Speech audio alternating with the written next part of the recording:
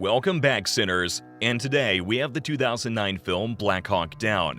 The film is produced by Ridley Scott and Jerry Bruckheimer, starring an all-star cast of Josh Hartnett, Eric Bana, Ewan McGregor, Tom Sizemore, Tom Hardy, Orlando Bloom, and William Fichtner, as they attempt a daring rescue of a Black Hawk helicopter crew that goes down in enemy territory, based on the real-life 1993 raid in Mogadishu.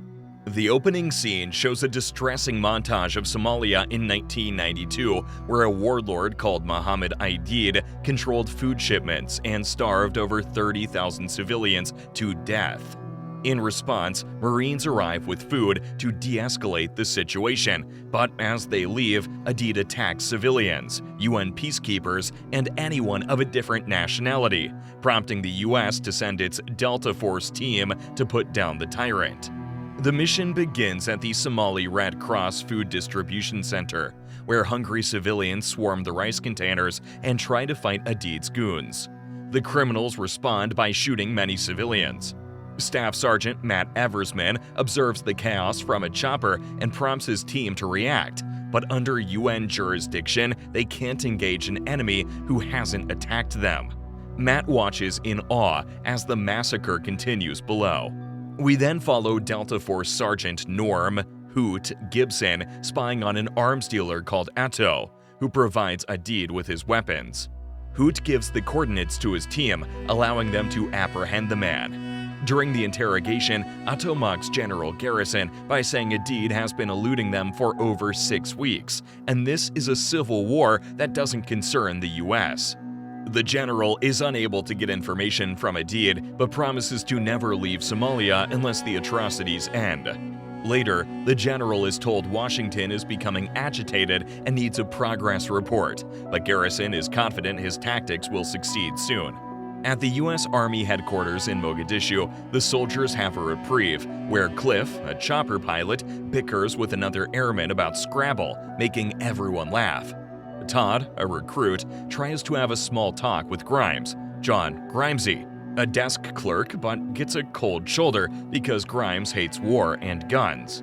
Cliff's team picks up Hoot from a beach. He then shoots a huge wild boar.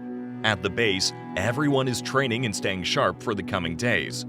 Todd is eager to shoot and is placed on Matt's team. That night, all the soldiers enjoy the feast, but Hoot passes the food line, angering Todd and infuriating Captain Steele of the 75th Ranger Regiment because Hoot does not follow weapon safety protocols and walks around with a gun. Hoot ignores the captain and leaves. So the Delta Force teammates try to cover for Hoot by saying he hasn't eaten in a few days and is exhausted. At the barracks, a soldier imitates Captain Steele and makes his team laugh until Steele appears and reprimands them. On the other hand, Matt is teased by his friends for being an idealist, of actually believing in making a difference in the world. Suddenly, Neil, the team leader, drops to the floor and suffers from a seizure. This accident deeply affects Matt. The next day, Captain Steele places Matt in charge as Neil is being sent home for being an epileptic. The US intends to conduct an operation to apprehend Omar Salad Almi and Abdi Hassan Awal Kevdid, two of Aidid's key aides. Staff Sergeant Matthew Eversman receives his first command, Ranger Chalk 4, before the operation. The plan is to have different teams surround the location and lay suppressive fire as Delta Force enters the area. Unfortunately, Washington didn't approve of the usage of heavy gunships, so the colonel warns the team about the dangers of Baccarat Market. Despite that, they must not fire unless fired upon. Those are the rules of engagement. Before the mission begins, Matt has trouble playing the leader role with his friends. He tells Smith to cover him during the mission, and he'll do the same. With a soldier injured, Matt orders Grimes to replace him. Grimes is terrified to go out in the field, as he spent all his years doing bureaucratic stuff. Matt rallies his chalk team and gives an encouraging speech, lifting everyone's confidence. The men also help Grimes, telling him to pick up extra ammo instead of coffee. The soldiers gear up, and Randy even gives a death letter to a friend in case he doesn't return. Todd grows nervous as it's his first time out, so Matt reveals he has never shot anyone before, just like Todd. Delta Force team leader Hoot tells Matt to watch his back, as idealism and politics don't matter when someone gets shot. He urges him to get his entire team back alive. The colonels in the operations center monitor a Somali informant called Abdi, who marked his car and reached the militia's main building. He signals the military by making his car overheat. The mission begins. Helicopters launch and the ground convoy moves, but Somali children inform the militia about the soldiers' arrival. The goons rally their men and arm themselves, ready for the coming battle. The choppers zip in the sky and over the city and discover heavy black smoke from burning cars, which means the militia has been warned. The terrified civilians scatter in the streets as the helicopters land at their designated positions. When the militants shoot at Colonel McKnight's convoy, they return fire, and chaos erupts. Matt's team is being deployed via ropes when an RPG forces the pilot to evade, leading to a soldier plummeting down to the ground. Swiftly, Matt descends and calls a doctor, but his team takes heavy fire. Matt frantically urges Captain Steele and the commanders to rescue the wounded soldier, while Grimes and others lay suppressive fire. Grimes and the others get a stretcher, pick up the soldier, and make a run for the Humvees with the rest of Matt's team. Hoot and the Delta Force eradicate enemies inside the building and secure the area for prisoner extraction when Matt and Colonel McKnight's convoy arrives. They place the injured in Humvees and try to help the Delta Force. Grimes is caught in the crossfire, and an RPG sends him flying and separates him from the group. Then, the militia positions itself on the roofs and attacks the soldiers, injuring Matt. The choppers use mounted guns to eliminate some enemies, but it is not enough, and McKnight can't evacuate everyone in the Humvees at the same time. The first vehicles leave the area, but they're showered with bullets that claim the first U.S. casualty. Cliff tries to help them escape, but his chopper gets hit with an RPG. It spins uncontrollably over the streets as Cliff skillfully steers to an empty area where the chopper crashes. Colonel Garrison announces a Black Hawk Down situation and wants the perimeter around the chopper secured and the soldiers to escort the rest of the Humvees. So Steele orders Matt to take his team to the crash site. Matt is forced to leave some soldiers behind, and to make things worse, civilians arm themselves, join the militia, and block the street. At the same time, Delta Force and the ground troops decide to proceed to the next checkpoint together after Captain Steele persuades Sanderson to join them. As they finalize the prisoner transfer, militants flood the streets and ambush the soldiers. Grimes rejoins them, but another RPG barely misses him, and he shockingly survives. The convoy moves out, leaving behind Matt's 2 soldiers. When the masses attack the crash site, the surviving soldiers return fire, and soon, Matt's team gets ambushed again, resulting in Scotty losing his finger. Matt heroically covers his team from enemies and takes out a mounted gun. One of his soldiers slips into a house and finds a terrified mother hugging her kids. He escapes from the other side when a teenager kills his father in a friendly fire. Elsewhere, Colonel McKnight's team suffered more casualties due to the communication delay. The first 3 Humvees make it back to base, but the soldiers are completely demoralized, having witnessed the death of so many of their friends. A small chopper lands at the crash site and begins rescuing the injured, while Matt's chalk covers them. Matt inspects the site and finds Cliff and the other pilot dead. The command center is unable to send any more rescue vehicles because there's too much resistance from the locals. At the same time, McKnight's team suffers more injuries, and even some of the prisoners get shot. McKnight orders the soldiers to retrieve the corpses of their fallen comrades, and they then try to drive to the crash site. The 2 soldiers left behind try to reach the site, but are met face to face with a militia blockade, unable to proceed further. Chief Warrant Officer Michael Durant's helicopter, Super 6-4, deploys soldiers at the site to form a defensive perimeter. However, the locals appear and damage the engine. To make things worse, militia members use RPGs and hit the chopper's tail. Super 6-4 ends up crashing in an area ahead, further exacerbating the mission and angering General Garrison. Captain Steele and Sanderson are pinned down by the enemy and have a vocal disagreement in front of the soldiers.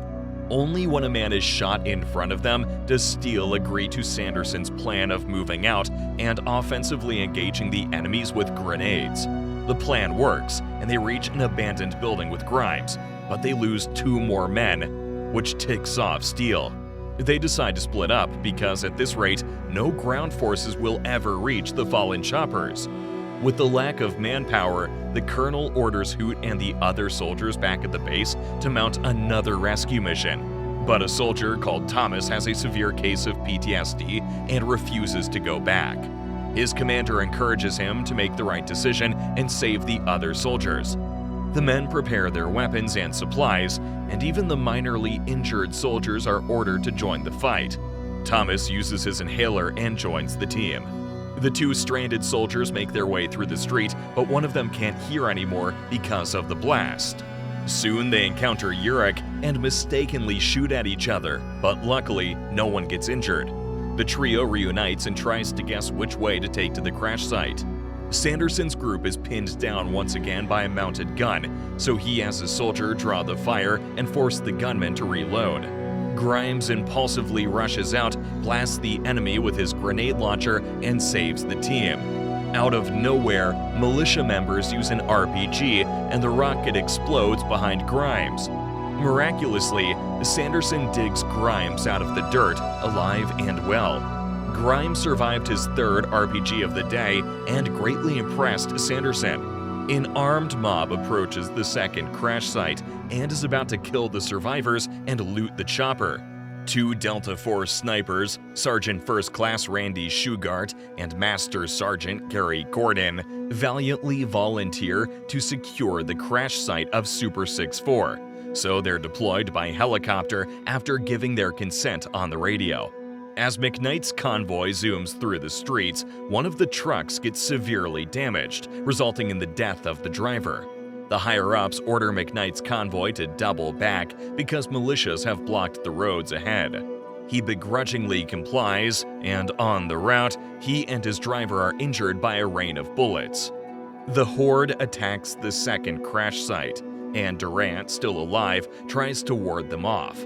Gordon and Shugart arrive just in time to eliminate enemies, pull a wounded Durant out of the helicopter, and barricade themselves in a damaged building. On the other side of the battlefield, McKnight's team is finally recalled back to base, since they have so many injured and are of no use to anyone dead.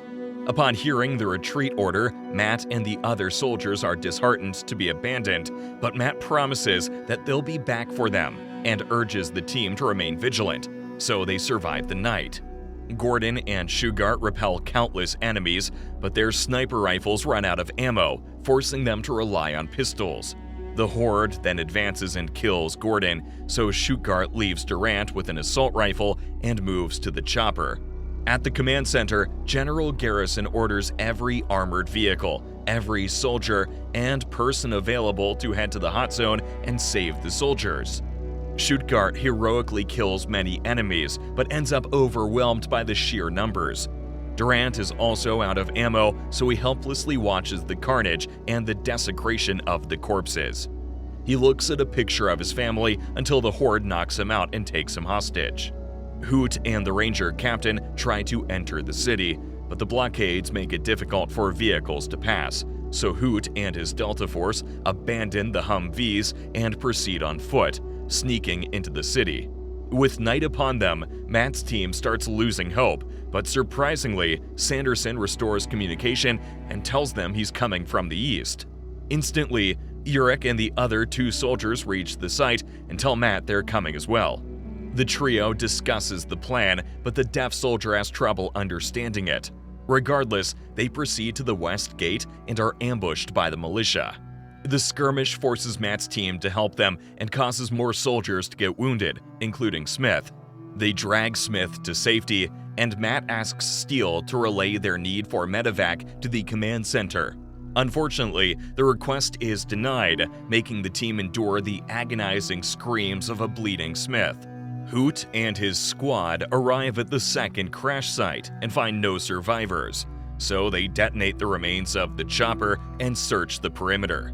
Meanwhile, Durant is taken to Aidid, who tells him that peace can only be achieved when the enemy is eliminated, and Somalia will never adopt American ideals. He treats Durant humanely, offering him water and asking him to negotiate, but Durant refuses.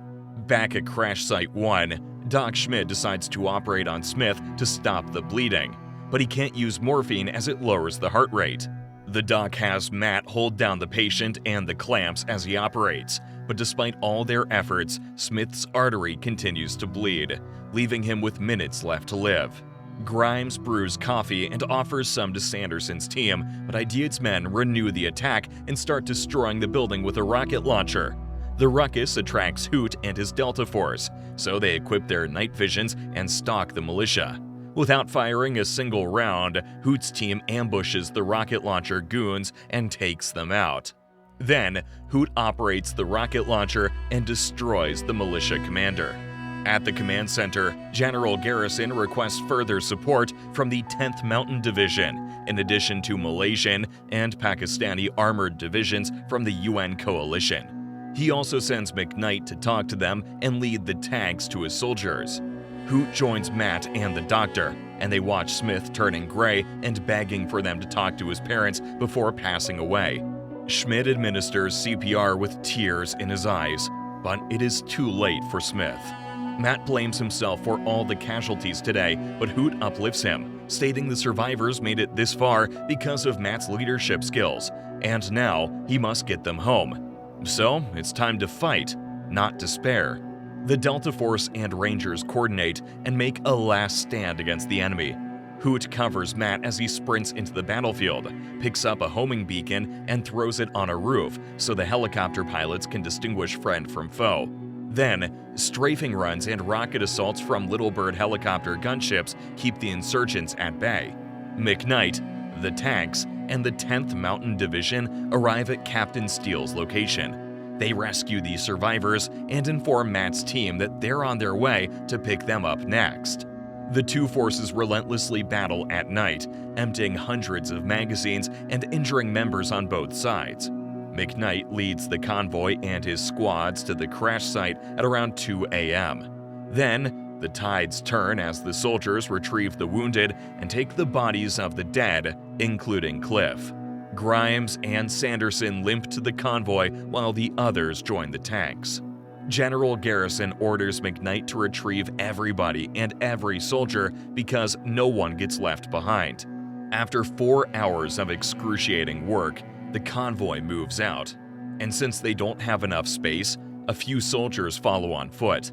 The stragglers are surrounded by militia members but deftly eliminate them. They run until they can barely stand and encounter friendly Somalians who don't support the warlord. The locals and the children cheer them on until they reach the safe zone at a soccer stadium, where UN members offer them water and supplies. The soldiers reunite with their friends, and General Garrison is overwhelmed by the loss of life. He cleans blood under an operating table and watches the broken men collapse. Steele is delighted to find that a young soldier from his platoon has survived, and Sanderson offers Grimes some tea instead of coffee. As for Matt, he notices Hoot reloading his weapons and resupplying, ready to venture back into the city to save more lives. Because, for him, all that matters in war is the men next to him. Hoot leaves the safe zone and goes out to battle again. Later, Matt speaks to Smith's body and promises to tell stories of Smith's heroics and antics to his parents. As the film fades to black.